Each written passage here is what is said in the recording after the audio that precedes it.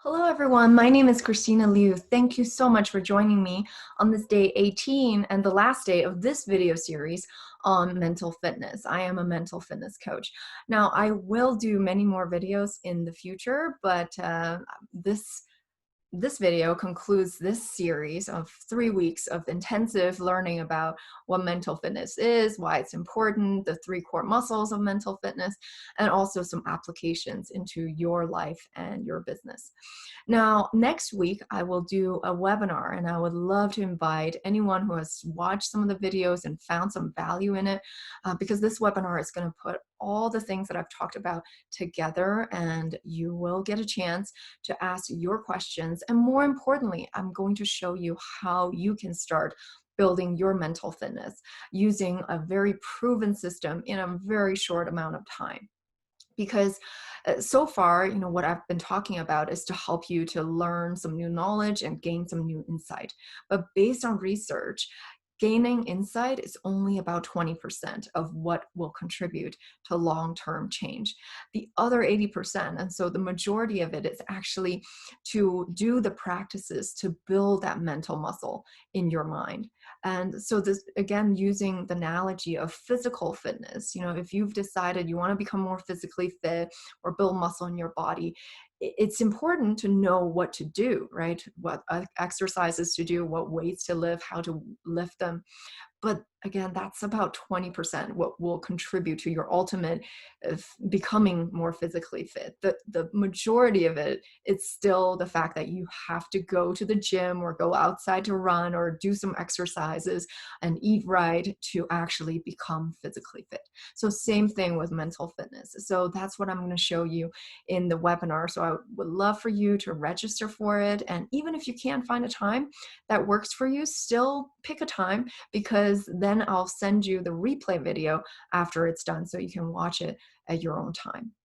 All right, so today in this last session, I want to just continue talking about some more applications of this mental fitness system or theory. So yesterday I talked about how you can manage your stress, how you can perform at your highest level, and also how you can become a better leader. Now today I want to touch on some topics that are more related with dealing with other people, because we all know that we don't live in this world alone, and constantly we're dealing with others, whether it's your significant other or your children or your friends, your colleagues, your family members, and lots of conflicts can arise. And some of these people that you have to deal with on a day-to-day basis may be what you might consider difficult people, right? And some of these people may trigger things in us that makes us feel these negative emotions, whether it's stress, anger, anxiety, upset,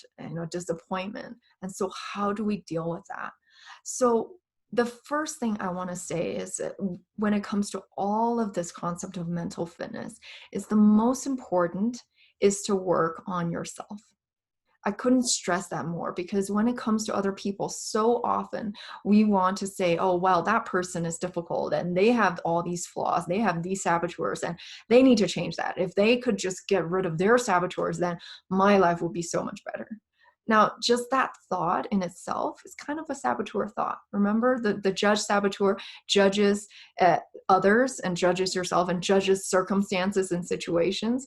So basically, the fact that you're thinking that, oh, if that other person changes, then my life would be better, that's kind of judging circumstances and situations as well as judging others, right? So how can we then, when I say, go from it yourself, is this concept that we've been talking about so far about tuning down your saboteurs and tuning up your sage. That's really at the crux of any application of this mental fitness system.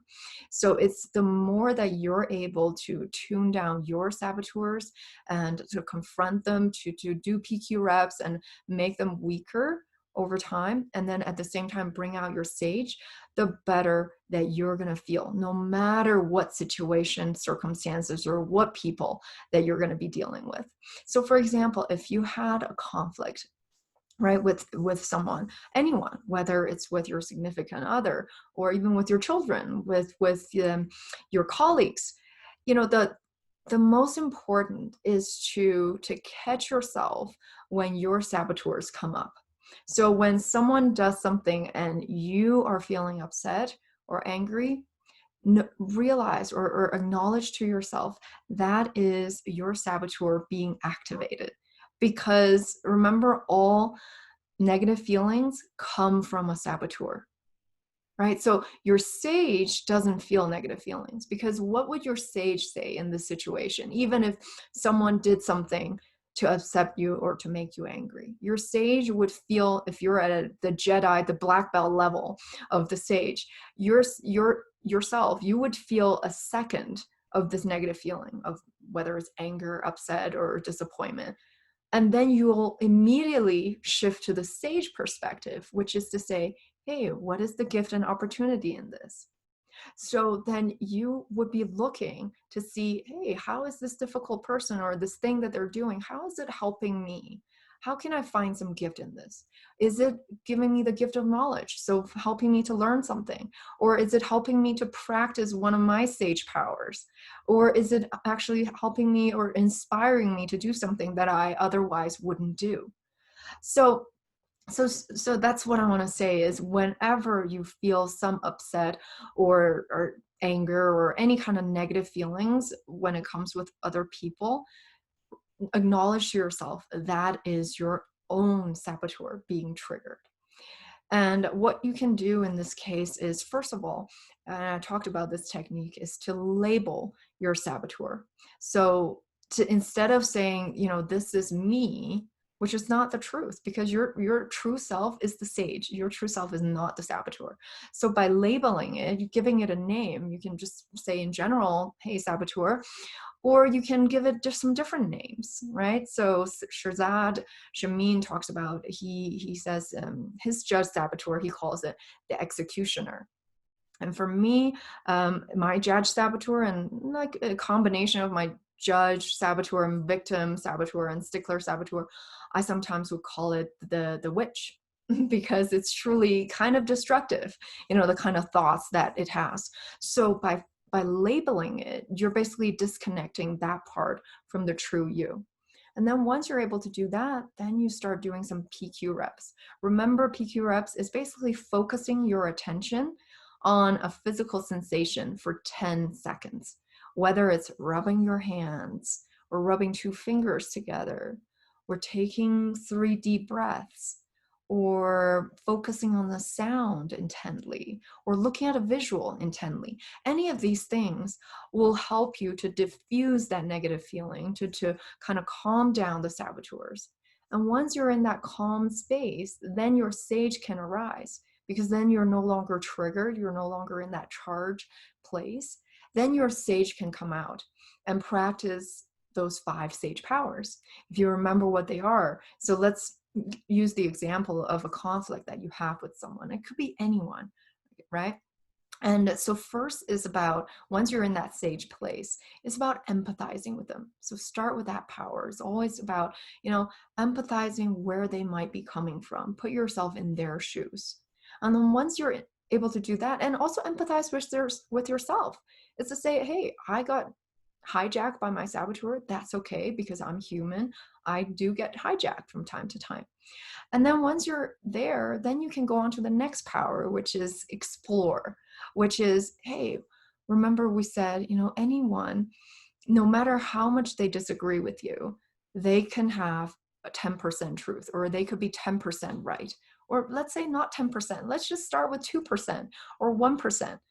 So it's coming from that place to explore, hey, what is that 1% that they might be right? Let me try to understand them a little bit more. Right? So that's the second power. And then the third is to discuss with them, hey, so is to innovate, basically. So what is a solution that we can come up with that could benefit both of us? What's a win-win solution? And here the key is to understand what is their fundamental desire, or their interest, or their aspiration, rather than the position that they're standing on. So when you're able to look at someone's interest or aspiration, and they're able to look at yours, that's when you can become so much more collaborative and come up with truly innovative solutions. And then after that is about navigate. So you can ask yourself, hey, how do I need to conduct myself, or what kind of behavior do I need to exhibit for me to say at the end of my life that this, I did the right thing? What do you need to do at the end of your life for you to say, hey, this is the way I wanted to conduct myself? And then the last one is about activate, right? It's activating, or executing on what you have agreed on. And here you can together to say, hey, what might be some saboteurs that might come up as we're trying to execute this? And so this is a really quick way for me to say how you can come from a sage perspective to solve your conflicts. And some of you might say, hey, well, you make it sound really easy because, if the other person is also having this perspective, then we can do this. But if they don't, how can I do this by myself? And I'll tell you, you can. You absolutely can. And that's what I keep saying. Work on yourself first. Don't expect anyone else to change or do something differently, because the minute you start owning up to what you can do in every single situation, that's when your whole world is gonna start opening up, because then you're just having so much more power. You're gonna be feeling empowered, because let's think about it. If you are in a conflict with someone and you're feeling upset and angry, because then you're fueling your own saboteurs. And when you're fueling your own saboteurs, you're fueling this other person's saboteurs. And so then it's just going to be two saboteurs fighting. Whereas the minute that you can drop into your sage and you're saying, hey, let me empathize with this person, or let me try to understand where they're coming from. Let me assume that they're at least 10% right, or 1% right even, right? And then when you are wanting to come up with an innovative solutions that can be win-win, just imagine what kind of a difference that would make in that relationship. Would the other person still be having their saboteurs come out? And maybe they are, but I guarantee you that when you start doing the empathizing, the exploring, the innovating, the other person are going to be so much more likely to do that with you, rather than if you're staying in your saboteur and feeling angry, upset, disappointed, etc. All right. So that's really about conflict management. And this applies in any relationship that you have, truly, whether it's a significant other, your spouse, or your coworker, or even your children, your family. When it comes to parenting, oftentimes we parents, we want our children to achieve. But actually, what is really the most important is for them to have a higher PQ, or this positive intelligence quotient, which is basically means their sage is more dominant than their saboteur. So basically they have more positive emotions than negative emotions. And how do you do that? How do you help your kids to do that?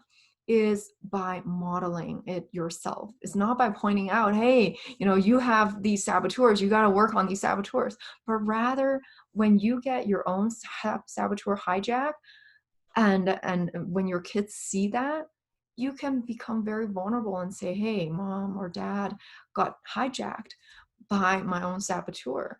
And when your kids see that, that's modeling, that's inviting them to also look at their own saboteurs and to acknowledge them, and to do some work on them, so that over time their sage becomes much stronger. And when their sage becomes stronger, then you don't have to worry about them. Even when they leave the house, when they encounter a negative situation or a challenge in life, then they will have the tools to manage their own feelings, to tackle those challenges, rather than going down a rabbit hole of feeling bad for days and weeks and months and even years, right? And then the last bit I'm going to say is just about self-actualization, which is kind of this like big concept that some of us think, oh, we're never going to get there, or you have to be the Buddha or Dalai Lama to get there. But actually, what is self-actualization? Is to just become the true you, become the best version of you, and move towards that every single day. And so when you use this mental fitness concept, anytime that you are confronting your saboteur, so let's say someone difficult is there and triggers some of your saboteur, and you're actively doing that work to confront that saboteur, to weaken its power, and then to bring out your sage, you are moving one step closer to your self-actualization. So, so when it comes to difficult people, come from the sage perspective to say, hey, how is this person helping me to self-actualize even more? How is this person helping me to become the best version of myself? Because the trigger that they bring to you, to the saboteur hijack, hey, that's an opportunity for you to practice your PQ reps, and you have a chance now to bring out your sage. So the more you do that, the stronger you become, the more self-actualized you will be. And eventually, our goal is to be only sage and no saboteur.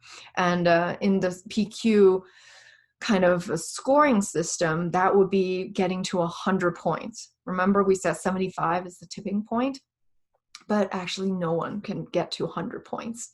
And because based on research, they've shown that some of the highest scores that people will get is about 92. So what does that mean? So you've still got 8% of saboteur. And we said, because saboteurs are useful, they're there to alert us that something is wrong. It's like pain. We need pain to keep us safe in this real world.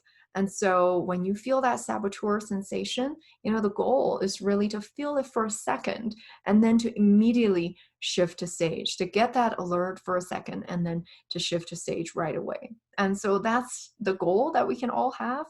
And that's the work that we can do for the rest of our lives. And so that's what I want to show you more of is in this webinar, is how you can get started to get on this journey to become more mentally fit, to have more sage and less saboteur. And even though I say, the work is for the rest of your life, it never stops, but the initial intensive work is actually only several weeks. And when you do that kind of work, you're going to see a significant shift from where you are now, whether it's in terms of your PQ score or in terms of how strong your saboteur is. So I really would love to see you in the webinar. So please click on the link below and register for it. And I really want to thank you for joining me in these last 3 weeks and watching these videos. I really hope that you got some useful information and meaningful insights out of this. And I really hope to see you in the webinar and in future videos. Thank you so much. Again, my name is Christina Liu, and I wish you well. I wish you stay safe, stay well, stay happy, and I'll see you very soon. Bye. Take care.